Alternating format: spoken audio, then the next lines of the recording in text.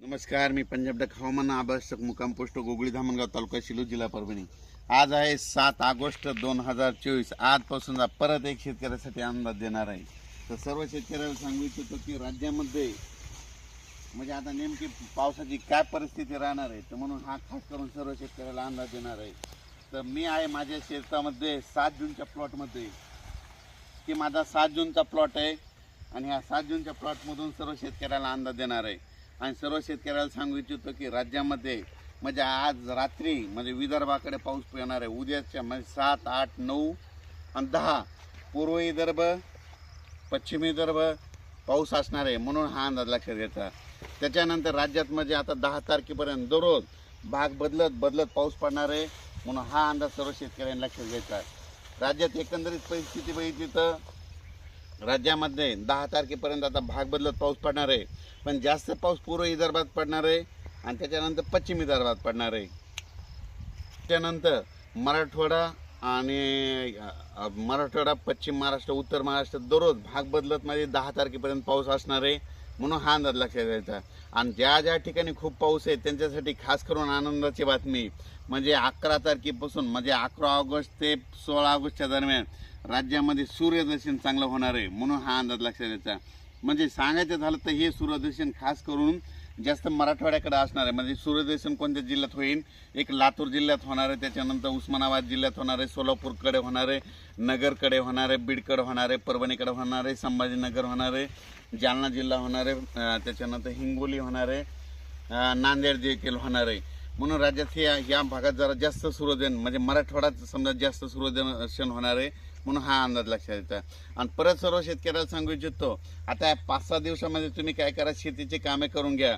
त्याच्यानंतर तुम्हाला एक सांगतो 18च्या नंतर परत पुन्हा राज्यामध्ये 19 ऑगस्ट पासून 19-20 ते 24 ऑगस्ट दरम्यान परत एक पावसाची शक्यता आहे, म्हणून हे अंदाज लक्षात येतात।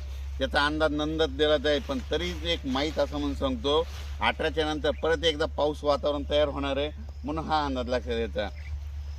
राज्यात एकंदरीत परिस्थिती बघितली तर सांगायचं झालं तर की आपण मागच्या अंदाजात सांगितलं होतं की उजनी धरणमध्ये भरणार आहे, तर 100% कालचन झालं आहे। त्याच्यानंतर मागच्या एक अंदाजात सांगितलं की जायकवाडी धरण म्हणजे मराठवाड्याची तहान भागवणारं जे जायकवाडी धरण आहे ते देखील ह्या ऑगस्टमध्ये 50%पर्यंत जाईल असा अंदाज सांगितलेला आहे। ह्या ऑगस्टमध्ये 50%पर्यंत जाणार आहे आणि सप्टेंबर ऑक्टोबरमध्ये 100% पूर्ण क्षमतेनं भरून जाईल, म्हणून हे देखील लक्षात येतं। त्याच्यानंतर राज्यात राहिलं तर काही भागामध्ये आणखीन म्हणजे काही भागामध्ये आणखीन तळ्यामध्ये फुलंब्री ह्या भागामध्ये आणखीन थोडा पाऊस कमी आहे, तर त्या शेतकऱ्यांनी चिंता करू नये। सप्टेंबर, ऑक्टोबर आणि त्याच्यानंतर ह्या मागच्या ऑगस्टच्या आठवड्यात तुमच्याकडे खूप पाऊस पडणार आहे आणि तुमचे देखील छोटे छोटे तळे भरून जाणार आहे, म्हणून ही खास करून तुमच्यासाठी आनंदाची बातमी।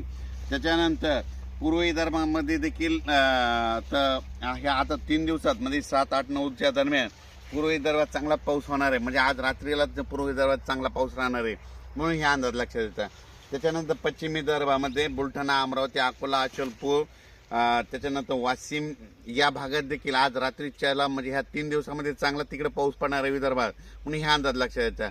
11 ऑगस्ट ते 15 ऑगस्टच्या दरम्यान फक्त मराठवाड्यामध्ये जरा चांगलं कडक ऊन पडणार आहे, पण राज्यात संपूर्ण असं एकदम संपूर्ण राज्यभर 11 ते 15 मध्ये कडक ऊन राहणार नाही। कारण की तुम्हाला एक सांगतो 11 ते 15च्या दरम्यान तुम्हाला एक सांगतो की आपण जिल्ह्यावाई घेऊ, नागपूर, वर्धा, भंडारा, अमरावती, अकोला, अकोट, बुलढाणा, तसेच जळगाव, जामोद, त्याच्यानंतर जळगाव, त्याच्यानंतर धुळे, नंदुरबार आणि इगतपुरी आणि दिंडोरीचा वरचा भाग हे पट्ट्यामध्ये एक पाऊस असं चालू राहणार। म्हणजे तिकडल्या भागात ते पट्ट्यामध्ये 11 ते 15 देखील तिकडल्या भागामध्ये पाऊस राहणार आहे। त्या शेतकऱ्यांनी काय करायचं, जसे वेळ भेटेल तसं तुम्ही काय करायचं, ज्या दिवशी तुम्हाला 1-2 दिवस सूर्यदर्शन भेटेल तितक्यामध्ये तुम्ही तुमचं शेतीचे कामे करून घ्या। पण मराठवाड्यातल्या खास करून लातूर, अहमदपूर इकडल्या भागामध्ये काय झालं, जवळपास 1.5 ते 2 महिने झाले सारखा पाऊस चालू आहे, तर त्यांच्यासाठी खास करून ही आनंदाची बातमी आहे। कारण की 11 ते 15 दरम्यान चांगलं सूर्यदर्शन त्यांना घडणार आहे आणि त्यांच्या पिकाला जीवदान ठरणार आहे, म्हणून हा अंदाज लक्षात येतो। त्याच्यानंतर श्रीगोंदा ह्या भागामध्ये तुम्हाला एक सांगू इच्छितो की तिकडे इतका पाऊस झाला सगळे शेतातून पाणी वाहिलंय आणि त्या भागात देखील समजा चांगलं सूर्यदर्शन होणार आहे म्हणून हे लक्षात येतं. आणि कोकण पट्टीचा मात्र पाऊस मात्र सारखा ते चालूच राहणार आहे आणि त्याच्या बाजूला पश्चिम महाराष्ट्रात सरीव ह्या देखील चालूच राहतील. म्हणजे असं एकदम काही बंद होणार नाही म्हणून हा अंदाज लक्षात यायचा. सांगायचं झालं तर मराठवाड्यामध्ये जरा चांगलं सूर्यदर्शन घडणार आहे 11 ते 15च्या दरम्यान म्हणून हे अंदाज लक्षात यायचा. पण सर्व शेतकऱ्याला सांगू इच्छितो तुम्ही काय करायचं, ह्या 5-6 दिवसामध्ये 11 ते 15-16 पर्यंत तुम्ही तुमचे शेतीचे कामं करून घ्या. खत घालायचं कापसाला तर खत घालून घ्या. कापसाला बुरशीनाशक, कीटकनाशक आणि चांगली एक पांढऱ्या माशीची फवारणी करून घ्या. सोयाबीनला देखील काय करा, एक बुरशीनाशक. आणि काय होतं की सोयाबीन आल्याच्या नंतर हे दाटल्याच्या नंतर सोयाबीनवर पांढरी माशी येते. पांढरी माशी आल्याच्या नंतर त्या पांढऱ्या माशीचं अन्न असतं हे हरितद्रव्य, मग ही रस ह्याचा ओढून घेते आणि नेमका सोयाबीनला शेंगा लागण्याचा टाईम आणि हे पानातला रस पांढऱ्या माशीनं ओढून घेतल्याच्या नंतर काय होतं की ते येल्लो मोजॅक येतं. म्हणून एक चांगलं पांढरी माशी कवर होणार एक औषध मारा, एक कीटकनाशक मारा आणि एक बुरशीनाशक मारा. असं केल्यानं तुमच्या सोयाबीनला चांगला उतार येईल. आणि ही आहे माझा प्लॉट 13 जूनचा प्लॉट आहे, जवळपास 17 एकरचा प्लॉट आहे. म्हणून ही एक तुम्हाला एक या ठिकाणी 13 जूनच्या प्लॉटमधून ही शेतकऱ्यासाठी खास करून अंदाज देत आहे. आणि परत एक सांगतो, यापुढं देखील माझ्या महाराष्ट्रातल्या शेतकऱ्याला अंदाज देत राहील आणि भविष्यामध्ये त्यांचं ह्या निसर्गाच्या लहरीपासून नुकसान होऊ देणार नाही. आणि परत एक सांगतो शेतकऱ्यांना, सप्टेंबर ज्यावेळेस तुमच्या सोयाबीन काढायचे त्यावेळेस देखील अंदाज दिला जाईल आणि तुमचं सोयाबीनचं नुकसान होऊ देणार नाही हे देखील सांगतो. अचानक वातावरणात बदल झाला तर लगेच एक मेसेज दिला जाईल. धन्यवाद.